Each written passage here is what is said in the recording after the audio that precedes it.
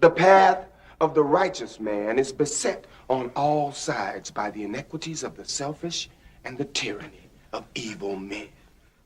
Blessed is he who in the name of charity and goodwill shepherds the weak through the valley of darkness, for he is truly his brother's keeper and the finder of lost children. The greatest trick the devil ever pulled was convincing the world he didn't exist. Hiphop Highschool, keek op de fake, adem testosteron.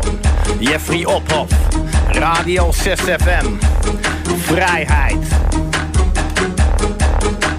Op een plek van nepheid, dit land hier van de blinden. Want ik ben op een plaats waar bijna niemand mij kan vinden. En dan ben ik aan het strijden, want nog niemand is gekomen. Kom door keihard werken, echt zijn en het volgen van mijn dromen. Ik ben de vriend van alle bomen, vecht tegen alle klonen. Voor de vrijheid van de kinderen, tegen alle nep-iconen.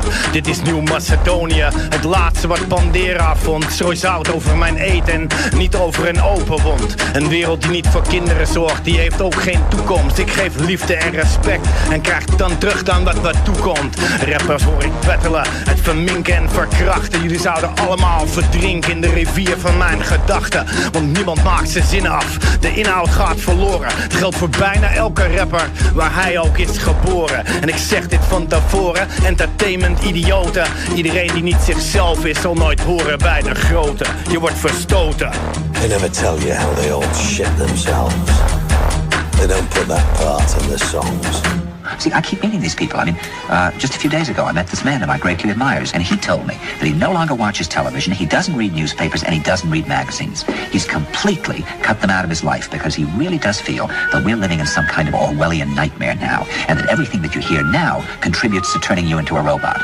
I think that New York is the new model for the new concentration camp, where the camp has been built by the inmates themselves, and so they exist in a state of schizophrenia, and as a result they no longer have the capacity to leave the prison they've made, or to even see it, escape, before it's too late.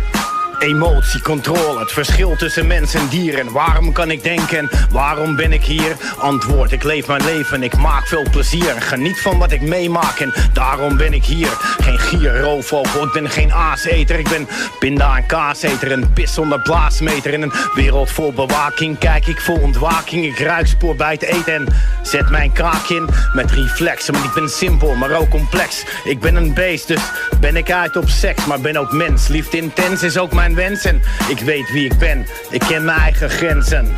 En wat nou zonder geloof heeft mijn leven geen waarde. Want ik zie mijn leven hier als mijn paradijs op aarde. Waar ik gelukkig ben als losse speler in een spel van tronen. Waar ik bots met klonen, koningen en iconen. In een storm van zwaarden waarmee je rond gaat zwaaien. En zo ontstaat er dus een feest voor kraaien. Ik dans met draken in een winter voor wolven. Ik kom terug dus. Ik ben net als de golven, net als de bomen, net als de wind. Eén van twee, ik ben nu enig kind. Iedereen die vindt dat vrijheid niet belangrijk is, die heeft het mis. Vrijheid van mening, het belangrijkste wat er is. Niet alles wat verteld wordt wil de mens graag horen. Ik ben in de juiste fucking tijd geboren. Soms trekt geluidje naar zich toe, als schorpion in Mortal Kombat. Soms is de stilte de wijsheid die ons allemaal I don't trust technology. I think that kind of comfort just separates you from reality in a very direct way. And that sets up a link of things. All sorts of things occur to you. It's like being lobotomized by watching television. What does it do to us? We're living in an environment where something as massive as the seasons, or winter or cold, don't in any way affect us.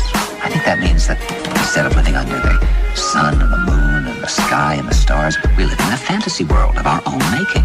If you could become fully aware of what existed, I think it would just blow your brains out. Because reality is uniform in a way, so that if your perceptions, if your own mechanism is operating correctly, you would become irrelevant and sort of absurd. I agree with you that things don't affect people the way they used to. I mean, it may very well be that 10 years from now, people will pay $10,000 in cash to be castrated just in order to be affected by something. Is it just because people are lazy today, or they're bored? We're all bored now. But has it ever occurred to you that the process that creates this boredom that we see in the world now may very well be a self-perpetuating, unconscious form of brainwashing created by a world totalitarian government based on money? And that all of this is much more dangerous than one thinks? And it's not just a question of individual survival, but that somebody who's bored is asleep, and somebody who's asleep will not say no.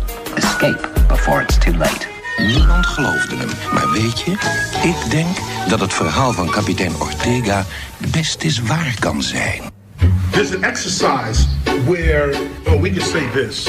Those who want to do the exercise, we're going to say rock star to ourselves without opening our mouths, without saying anything outside. We're going to say this to ourselves. We're going to say rock star to ourselves. 1, 2, 3. Now the question to ask, what voice is that? You just said rock star without moving your mouth at all.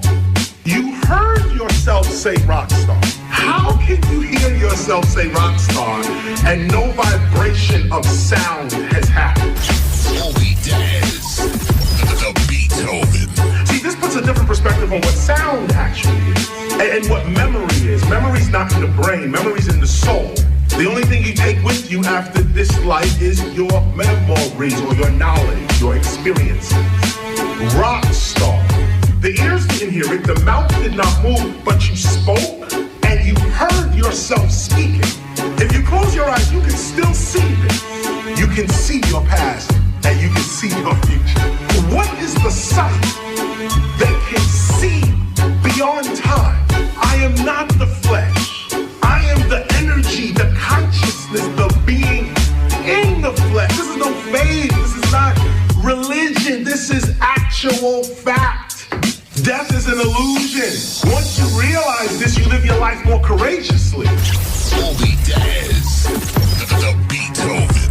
Know that this body is the limitation of you. That person is immortal.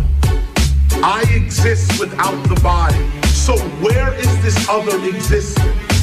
Where is it?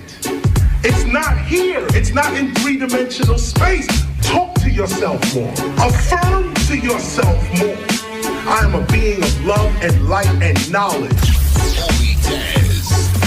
The Beethoven. The first humans, they came from inner space. Before there was a body, there was this voice. Traveling in this voice's dimension. To get here to the earth, to be in this dimension.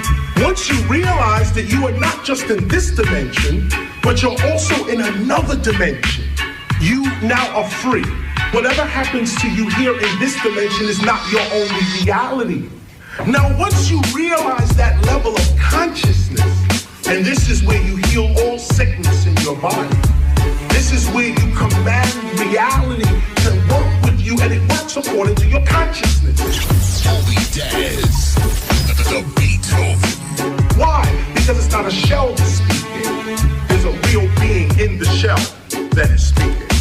And when the real being speaks, all nature in the universe responds. Respect aan alle vrouwen op deze dag van Moeder Aarde. Dat werd op dat moment denk ik door heel veel verschillende groepen herkend als iets waar ze wilden laten weten dat ze dat verfoeiden. En het waren kunstenaars, het waren muzikanten.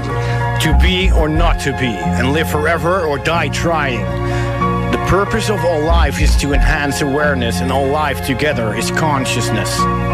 Als we met z'n allen willen leven in een mooie nieuwe wereld, zullen we ook stappen moeten nemen om daar te komen. Volg je dromen, kies voor je eigen leven. Gebruik het kleine beetje macht wat op dit moment nog in jouw bezit is. En gebruik het recht waarvoor vele mensen zijn gestorven in een strijd van mensenrechten. Waarin de bevolking voor vrijheid streed tegen de koningshuizen. Om een klein beetje respect af te dwingen van de overheersers van het door hun bewerkte land van hun voorvaderen. Dat van hen was afgepakt door het op valse grond ontstaande koningshuis van Oranje-Nassau. Een Caribische piratenbende die bloedbanden heeft met het Engelse koningshuis en het in opdracht voor hun werkte. De grootvader van Willem van Oranje heette Willem van Oranje, dat was de Engelse koning. Geen enkele politieke partij is goed voor de mensen. Het systeem is er niet om jou vrij en blij te maken, maar om ervoor te zorgen dat je denkt en beweegt in de door hun opgezette ruimte, waarin je wordt bedrogen, gecontroleerd en gemanipuleerd. In een wereld waarin waanzin het meeste omdraait, stem je niet op de beste partij, want die bestaat niet in het systeem. Dus stemmen we op de minst slechte partij. Elke keer is dat anders en deze keer is dat de PVV. Het is de enige partij die de Sovjet-Europese Unie wil verlaten. Om de mensen van ons land de kans op vrijheid te geven. Alle andere keuzes, hoe mooi ze ook lijken, leiden dit keer naar het systeem en onze corrupte overheid die kinderen verkracht en vermoordt.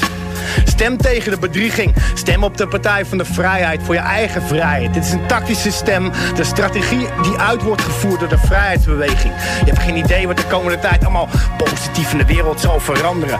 Volg IJsland, Amerika. Volg Engeland en Schotland en Ierland die ons voorgingen. En doe als Duitsland en Frankrijk die binnenkort dit ook gaan doen. Het maakt geen fuck uit wie straks de president of welke partij aan de macht is. Zolang we de juiste richting volgen om vrij te bereiken. Racisme is niet meer belangrijk in een wereld waarin dat straks niet eens meer bestaat. Goed wint van kwaad.